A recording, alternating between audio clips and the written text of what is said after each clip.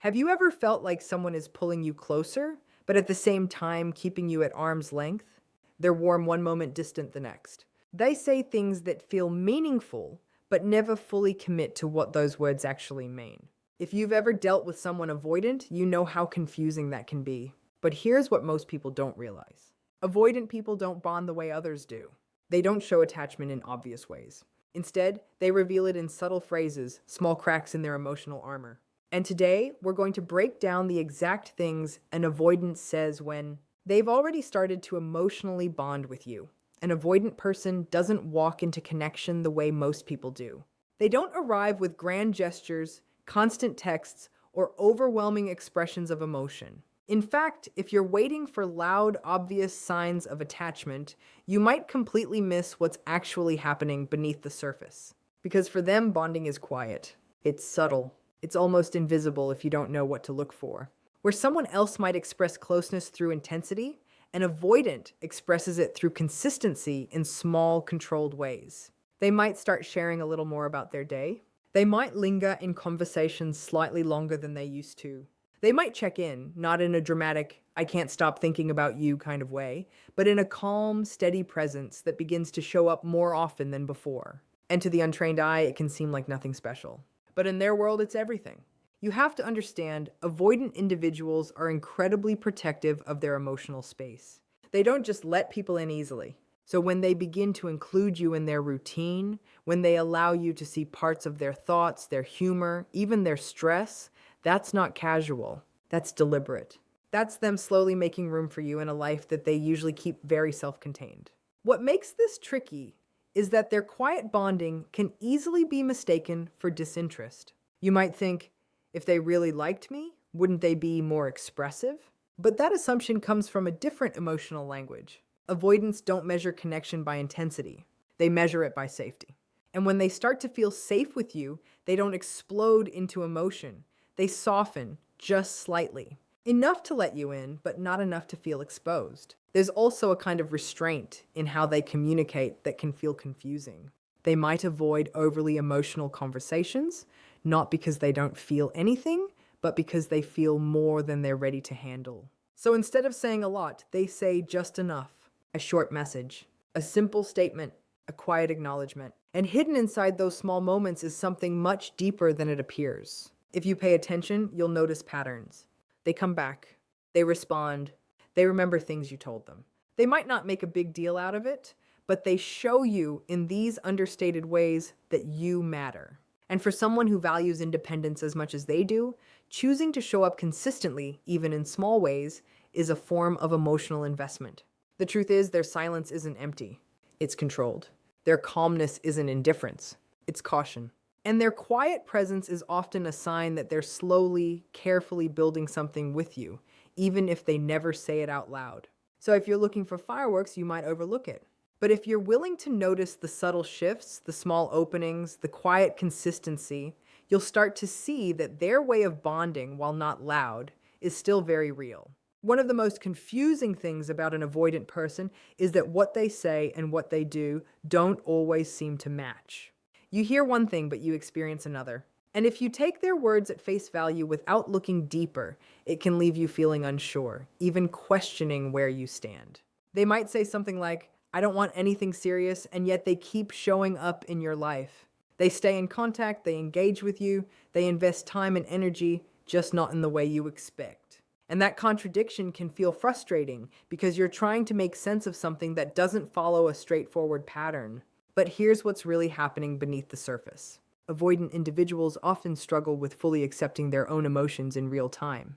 When they start to feel a deeper connection, it challenges their sense of independence. It creates an internal tension between wanting closeness and wanting control. And in order to manage that tension, they rely on language that creates distance, even while their behavior slowly moves them closer. So their words become a kind of defense mechanism. Saying, I don't want anything serious can be less about rejecting you and more about protecting themselves from the vulnerability that seriousness requires. It's a way of setting a boundary before things feel too real, too consuming, too out of their control. But at the same time, their actions reveal that they're not actually walking away.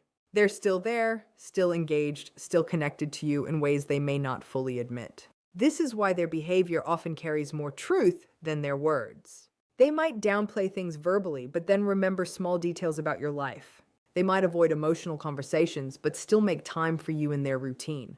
They might act distant in one moment, then unexpectedly warm in another. It's not random, it's the push and pull between fear and attachment playing out in real time. And if you don't understand this dynamic, it's easy to misinterpret it. You might think they're being inconsistent or even manipulative. But in many cases, it's not intentional. It's simply that they haven't learned how to align what they feel with how they express it. So instead, their feelings come out sideways, through actions that contradict the very things they say. This doesn't mean you should ignore their words completely. What they say still matters. But it does mean you have to look at the full picture. You have to ask yourself, are they present? Are they making an effort, even in small ways? Are they choosing to stay, even when it would be easier for them to pull away completely? Because when an avoidant is bonding with you, their truth doesn't always come in clear, direct statements.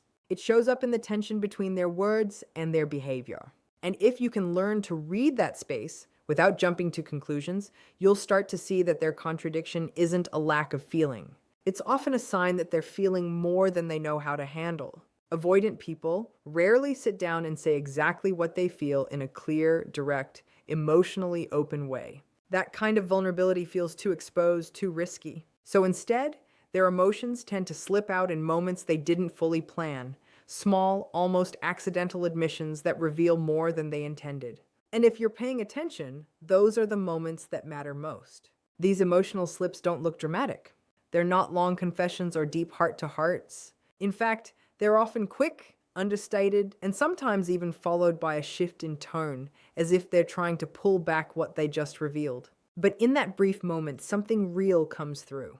They might say something like, I actually had a really good time with you, and then immediately change the subject. Or, I don't usually miss people, but I kind of missed you. Notice how those statements are framed. They're not fully leaning into the emotion. There's always a softening, a qualification, a way to reduce the intensity of what they're admitting. But the feeling is still there, underneath the careful wording. That's because avoidants are constantly managing how much they reveal. When they feel something deeply, their instinct isn't to express it fully, it's to contain it. But emotions don't always stay contained. They find small openings. And when they do, you get these glimpses of honesty that are far more meaningful than they appear on the surface. What makes these slips so important is that they bypass their usual defenses. When an avoidant is being guarded, everything they say is controlled.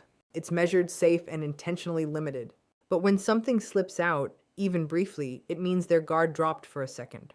And in that second, you saw something real. You might also notice that these moments often happen when they feel relaxed or unpressured. Maybe you're laughing together or having a light conversation, and suddenly they say something a little more personal than usual. It's not forced. It's not part of a serious discussion. It just comes out naturally. And then, almost as quickly, they return to their usual composed self. This can be confusing if you're expecting consistency. You might think, why can't they just say that more often? But the truth is, those small moments are a big step for them. It's not that they don't feel more. It's that expressing it consistently requires a level of emotional comfort they're still building. Another thing to understand is that avoidants often test the safety of vulnerability in small doses. They reveal a little, watch how it's received, and then decide whether it's safe to do it again. So when they let something slip, they're not just expressing a feeling, they're also observing your reaction. Are you going to make it too intense? Are you going to expect more? Or are you going to accept it without pressure?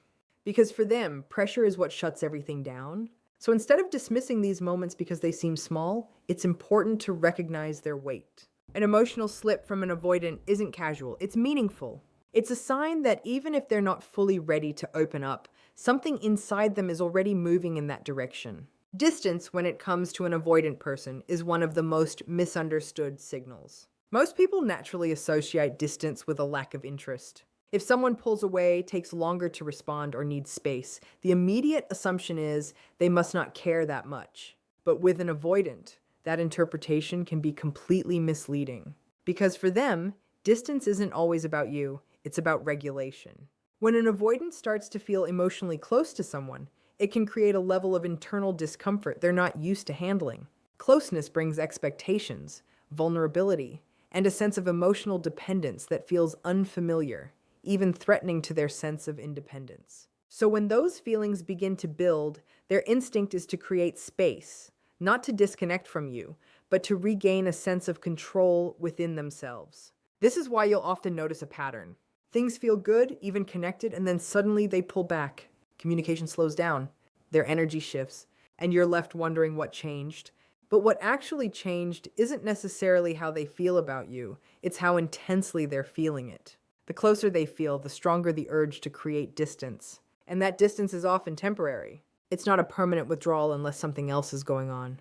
It's more like a reset, a way for them to process their emotions without feeling overwhelmed. Once they've had that space, you may notice they come back, sometimes gradually, sometimes as if nothing happened at all. That return is important, because disinterest doesn't usually come back consistently. But someone who needs space and still chooses to re-engage, that tells you there's something pulling them back in. Another key detail is how they behave within that distance. Even when they pull away, they rarely disappear completely if they're genuinely bonding with you. They might still check in, respond when you reach out, or maintain a subtle connection. It's quieter, less intense, but it's still there. And that thread of connection is intentional. What's happening internally is a push and pull between two needs: the need for closeness and the need for independence. They don't easily know how to balance both at the same time, so they alternate. They come close, then they step back. Not because they've lost interest, but because they're trying not to lose themselves. The mistake many people make is reacting to that distance with pressure, asking for reassurance, demanding clarity, or trying to close the gap quickly. But for an avoidant, pressure amplifies the very feeling they're trying to manage. It makes the space feel necessary, not optional. Understanding this doesn't mean you ignore your own needs or accept inconsistent behavior without question. It means you recognize that distance in this context isn't always rejection. Sometimes it's part of how they process connection. So instead of only asking, why are they pulling away? It's more useful to notice, do they come back? Do they maintain some form of connection? Because when an avoidant continues to return, even after creating space, it's often a sign that despite their need for distance, they're still emotionally tied to you in a way they can't easily walk away from. When you're dealing with an avoidant person, it's easy to get caught up in how often they communicate. You might find yourself counting texts, noticing gaps in replies, or comparing their level of expression to what you're used to. And naturally, you start to associate frequency with interest, thinking that the more someone says or shows, the more they must care. But with an avoidant, that way of measuring connection can lead you in the wrong direction. Because for them, it's not about how often they speak. It's about what they allow themselves to say when they do. Avoidants are naturally selective communicators. They don't open up just to fill space or maintain constant interaction. In fact, too much communication can feel overwhelming to them, especially if it starts to carry emotional weight. So instead of frequent expression, they lean toward controlled, intentional moments of communication.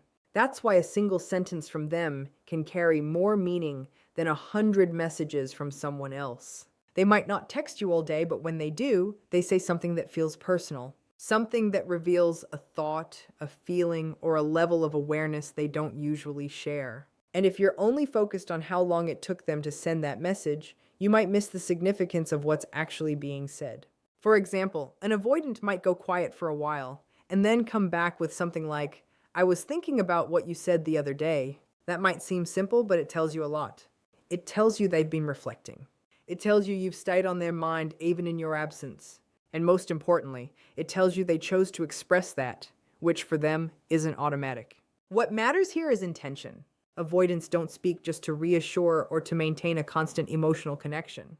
When they speak, especially about something personal, it's usually because they've thought about it. They've processed it internally before letting it out, and that process takes time. This is why their communication can feel spaced out but meaningful. It's not rapid or reactive, it's measured.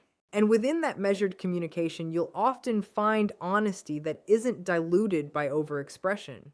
Another thing to recognize is that avoidants value emotional efficiency.